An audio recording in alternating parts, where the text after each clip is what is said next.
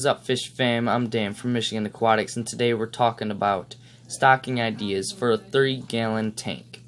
Now, before we get into this stocking ideas video, I just want to say, do any of you guys want Michigan Aquatics shirts? You've seen them in a lot of my videos, but do you want any of them? I'm going to put a comment down below asking if you guys would like shirts. Now, if you guys would like shirts, reply to that comment saying you want shirts. I need at least 20 to 25 people to want shirts, and I can get with Teespring and make a bunch of them. Now, I don't really think I'm getting any profit from this. It's just if you guys want any of my shirts, I can make some for you guys. Anyway, let's get straight into this. Now, there's not much you can put in a 3-gallon, but there are some pretty cool things that are misunderstood. Either that or not really, not really fond of in the hobby. A lot of people look over these fish when they're looking for fish. But they're really cool fish, and I would highly recommend them. And they do really good in these smaller tanks. Now, number one, we're staring right at him. This here is a pea puffer. It's not going to focus for some. There he goes. That's a pea puffer. Now, I know what you're thinking. Corey from Aquarium Co-op says 5 gallons minimum for one without tank mates. But if you have the right setup in a 3-gallon tank, they can do awesome in there too. What you need is a lot of cover, a lot of hiding spots, and a lot of plants especially. They're a very shy fish at times, and they love slow movement. They don't like a very active space, which is why this little desk is perfect. It's just where I sit and do my work, and he comes out and he just swims around. But they have a very high personality. I did a whole video on these guys. You can go check that out. Link in the description. They average out anywhere from $9 all the way down to $5. No matter what price you pay for these guys, they're a worth it fish. They're very picky eaters. In my experience, he only eats bloodworms. As a matter of fact, I'm going to give him some here in a second.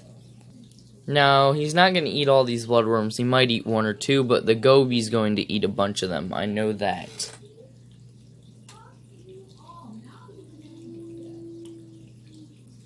There we go. Puffer's going to choose one, and she is going to eat it right there. Very cute little fish. I absolutely love it. I never get bored of this fish. Tank mates for these guys, that's the test I'm doing with the next fish I would recommend for a 3-gallon tank. You could have 1 to 2 of them in here. The Peacock gudgeon. Now, they're called by many names: Peacock Goby, Peacock gudgeon, Peacock sleeper, or eye spot sleeper, eye spot Goby, but they're not actually technically part of the Goby family, because their bottom fins, as you can see there, on Gobies are actually rounded, so they can stick to things. So, you know, when they're in high current areas, they don't slide off of rocks, they can stick to them. So they're part of the sleeper family, which, I think they're part of the same genus as Gobies, but they're not a Goby. Now, this camera doesn't capture color very well, but you can sort of see the colors on this fish are absolutely flawless. I'll turn on my main room light so you guys can see it better. It doesn't do much to help, but you can see a little bit more of the blues and the pinks and the yellows on her. This is a female, I'm pretty sure. The colors on these fish are absolutely flawless. You can see they have, I love the way they move. They sit at the bottom a lot. They're not an extremely active fish, which is why it makes them perfect for a smaller tank like a 3-gallon, because they don't move around very much. Most of the Gobies, or well, gudgeons, can live in a 3-gallon as long as they stay smaller. Now, we will eventually get to 3 inches, therefore I'll have to move them to a 10-gallon, which I'm planning to move them to a 10-gallon anyway.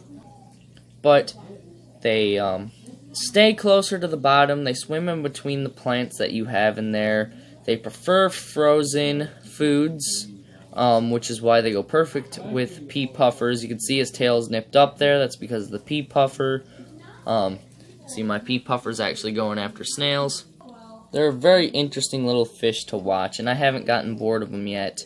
They're a lot more fun than guppies, which guppies can work in tanks like this, but they get bored really easily. I did a test with them as well, and they just get so bored so easily, so I would not recommend them in a smaller tank like a 3-gallon. So, Endler guppies could work in a 3-gallon, but definitely not full-size fancy guppies. Speaking of Endlers, I'm thinking about getting some wild-type Endlers to breed in here, to see if the puffer will eat the fry, and the same thing with the gudgeon. I want to see if they'll eat the fry.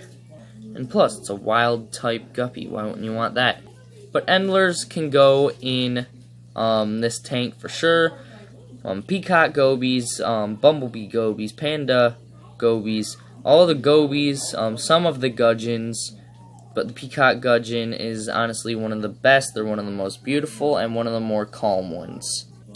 Obviously, other than the betta, the #1 tank mate would probably, or tank stocking ideas period, is shrimp and snails. You can see this is my one ghost shrimp because all the others always get killed, but he's the one I always have left. And he does not get eaten. The puffer doesn't mess with him, neither does the gudgeon. They all just leave him alone, so he just gets to live in here as a lone shrimp, just a loner. There's some awesome varieties of shrimp you can get. You can get really fancy and really expensive and get crystal shrimp.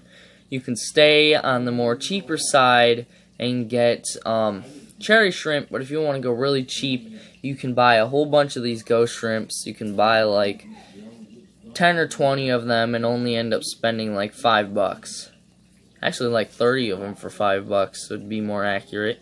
But I recommend you start out with 10. You'll more than likely end up with 4 left because they're really sensitive to high water changes, tank changes, and temperature changes in just overall changes in water parameters and water quality. They're very susceptible to, as well as they're aggressive towards each other, so you'll only have the strongest survive. Auto sinkless can go good in these tanks because they're really small. Small plecos can live in a 3-gallon for a little bit. I have multiple species of snails in here. I have a huge blue mystery snail right there, and I have some smaller, very tank invasive snails, which I put all these dudes in here so my puffer would eat them, but I think they're just going to multiply, and my puffer's going to eat the baby ones, and eventually I'll just give the bigger ones to my cichlids. But that's it for this tank stocking video. If you guys have any questions on what you could put in a 3-gallon, leave them down below, as well as the shirts. Would you guys like shirts? Other than that, I'll see you all in the next one. Fish on.